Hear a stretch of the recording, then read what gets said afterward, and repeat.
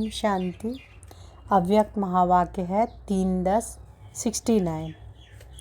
संपूर्ण समर्पण की निशानियाँ। किसको देखते हो? कौन किसको देख रहे हो? 2-3 ने अपना अपना विचार सुनाया। आज बाप दादा अपने पूर्ण परमाणु को देख रहे हैं, क्योंकि कहाँ तक परवाने बने हैं वो देखने आए हैं। वैसे तो परवाने शमा के पास जाते हैं, लेकिन यहाँ तो क्षमा भी परवाने से मिलती है। आपको मालूम है जो संपूर्ण परवाने होते हैं उनके लक्षण क्या हैं और परख क्या है? हर एक ने सुनाया। आप सब ने जो सुनाया वो यथार्थ है। मुख्य सार तो यही निकला कि जो परवाने होंगे वो तो एक तो समा के स्नेही होंगे, समीप होंगे और सर्व संबंध उसके साथ ही होंगे। तो मुख्य सार क्या निकला? बाबा क्या बोलते हैं कि जो परवाने होंगे वो एक तो क्षमा के स्नेही होंगे, समीप होंगे और सर्व संबंध उसके साथ ही होंगे। तो सर्व संबंध, स्नेही, समीप और साहस जो संपूर्ण परवाने होते हैं उनमें यह चारों ही बातें देखने में आती है। तो आप सबको यहाँ भट्टी में किस लिए बुलाया है? जो यह 4 बातें सुनाई हैं वो चारों ही बातें अपने संपूर्ण परसेंटेज में धारण करनी है। 1% भी कम ना होना चाहिए। कई बच्चे कहते हैं हम हैं तो सही, लेकिन इतने %। तो जिनमें % की कमी हो गई है उनको संपूर्ण परवाना नहीं कहेंगे। वो परवाना दूसरी क्वालिटी को कहा जाएगा, जो कि चक्र ही काटने वाला होता है। चक्र ही काटने वाले होते हैं। एक होते हैं शीघ्र, एक ही बार क्षमा पर फिदा होने वाले। दूसरे होते हैं सोच समझकर कदम उठाने वाले। तो जो सोच समझकर कदम उठाते रहेंगे उनको कहेंगे फेरी पहनने वाले, चक्र काटने वाले। तो दूसरी क्वालिटी वाले परवाने कई प्रकार के संकल्पों, विघ्नों और कर्मों में ही चक्र काटते रहते हैं। तो आज पांडव सेना को भट्टी में बुलाया है। कहीं पर भी कोई फैक्ट्री होती है तो जो बढ़िया फैक्ट्री होती है उसकी छाप लगती है। अगर उस फैक्ट्री की छाप नहीं होती है तो वो चीज़ इतनी चलती नहीं है। इस रीति आप भी जो भट्टी में आए हो तो यहाँ भी छाप लगाने के लिए आए हो। ट्रेडमार्क होता है ना। आप फिर कौन सी छाप लगवाने लिए आए हो?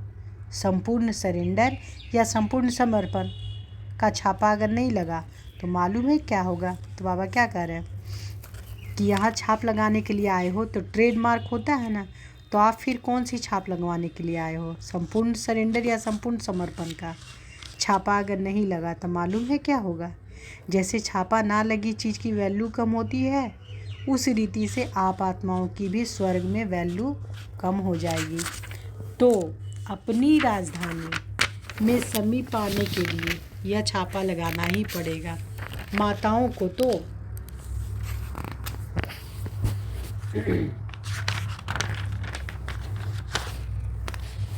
को तो नष्टो मोहा का मंत्र मिला है और पांडव सेना को संपूर्ण समर्पण का।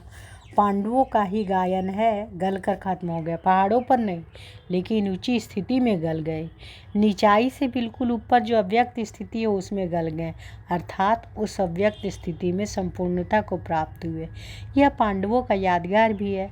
उस यादगार की याद दिलाने और प्रैक्टिकल में लाने लिए भट्टी मिली है। संपूर्ण समर्पण किसको कहा जाता है? जो संपूर्ण समर्पण अर्थात तन, मन, धन और संबंध, समय सब में अर्पण। अगर मन को समर्पण कर दिया तो मन को बिना श्रीमत के यूज नहीं कर सकते। धन को श्रीमत से यूज करना है तो सहज है, तन को भी यूज करना सहज है, लेकिन मन सिवाय श्रीमत के एक भी संकल्प उत्पन्न नहीं करे। इस स्थिति को कहा जाता है संपूर्ण समर्पण। इसलिए ही मन मनाभाव का मुख्य मंत्र है। अगर मन संपूर्ण समर्पण है तो तन, मन, धन, समय, संबंध शीघ्र ही उस तरफ लग जाते हैं। तो मुख्य बात ही है मन को समर्पण करना, अर्थात व्यर्थ संकल्प, विकल्पों को समर्पण करना। वो ही परख है संपूर्ण परवाने की। संपूर्ण समर्पण वालों को मन में सिवाय उनके बाप दादा के गुण, कर्तव्य, संबंध के कुछ और सूझता ही नहीं। अब बताओ कि ऐसा लगाया हुआ है? जैसे आजकल के ज़माने में आप लोग जब दफ्तरों में काम करते हो तो कभी कभी दफ्तर की जो चीज़ें होती हैं वो अपने काम में लगा देते हो। इस रीति जो आपने समर्पण कर दिया तो वह आपकी चीज़ नहीं रही, जिसको दिया उनकी हुई। तो उनकी चीज़ को आप अपने कार्य में यूज नहीं कर सकते हो। लेकिन संस्कार होने के कारण कभी कभी श्रीमत के साथ मन मत, देह अभिमान की मत, शूद्रपने की मत कहीं कहीं यूज कर लेते हो। इसलिए ही कर्मातीत अवस्था और अव्यक्त स्थिति सदा एक रस नहीं रहती है, क्योंकि मन भिन्न भिन्न रस में है तो स्थिति भी भिन्न भिन्न है। एक ही रस में रहे तो एक ही स्थिति रहे। बाप दादा बच्चों को हल्का बनाते हैं और बच्चे जानबूझकर अपने पर बोझ ले लेते हैं, क्योंकि 63 जन्मों से विकर्मों का बोझ, लोक मर्यादा का बोझ उठाने के आदी बन गए हैं। इसलिए बोझ उतार कर भी फिर रख लेते हैं। जिनकी जो आदत होती है वो आदत से मजबूर हो जाते हैं ना, इसलिए अपनी आदत होने के कारण अपनी जिम्मेदारी फिर अपने पर ही रख देते हैं। एक एक पांडव अगर संपूर्ण समर्पण बनकर ही निकले तो बताओ क्या होगा। जब पांडव सेना तैयार हो जाएगी तो कौरव और यादव मैदान में आ जाएंगे और फिर क्या होगा, आपका राज्य आपको प्राप्त हो जाएगा। जब तक यह वायदा नहीं किया कि जो सोचेंगे, बोलेंगे, जो सुनेंगे, जो करेंगे सो श्रीमत के बिना कुछ नहीं करेंगे, तो बाबा क्या करे कि आपका राज्य आपको प्राप्त हो जाएगा। जब तक यह वायदा नहीं किया कि जो सोचेंगे, बोलेंगे, जो सुनेंगे, जो करेंगे सो श्रीमत के बिना कुछ नहीं करेंगे, तब तक इस भट्टी से लाभ नहीं ले सकते। ऐसा ही उमंग उत्साह लेकर आए हो ना, कुछ बनकर ही निकलेंगे, बदल कर ही निकलेंगे, यह सोचकर आए हो ना। घबराहट तो नहीं होती है। जितना जितना गहराई में जाएंगे उतना ही घबराहट गायब हो जाएगी। जब तक किसी भी बात की गहराई में नहीं जाते हैं तो घबराहट आती है। जैसे सागर के ऊपर ऊपर की लहरों से घबराहट होती है, लेकिन सागर के तले में गहराई में क्या होता है, बिल्कुल शांत, और शांत के साथ प्राप्ति भी होती है। इसलिए जब भी कोई घबराहट की बात आई तो गहराई में चले जाना, तो घबराहट गायब हो जाएगी। अब लक्ष्य और लक्षण कौन से धारण करने हैं, इसमें जो नंबर 1 होंगे उनको क्या देंगे। भविष्य में तो राजधानी लेंगे ही, लेकिन यहाँ भी सौगात मिलेगी। इसलिए हर एक यही प्रयत्न करो कि हम तो नंबर 1 में आएंगे, 2 नंबर वाले को नहीं मिलेगा। जो विन करेंगे वो 1 नंबर पाएंगे। विन करने की कोशिश करो तो 1 जाएंगे। अच्छा, आपको बिंदी लगानी है, वह बिंदी रूप ही हो।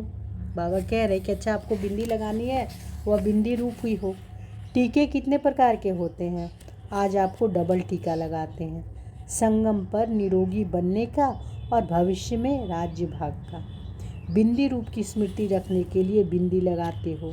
बिंदी लगाते लगाते बिंदी बन जाएंगे। कोई भी व्यर्थ संकल्प आए तो उनको बिंदी लगा दो तो बिंदी बन जाएंगे। अच्छा, ओम शांति। तो बाबा क्या कह रहे हैं बाबा कहते हैं कि कोई भी व्यर्थ संकल्प आए तो उनको बिंदी लगा दो तो बिंदी बन जाएंगे। ओम शांति।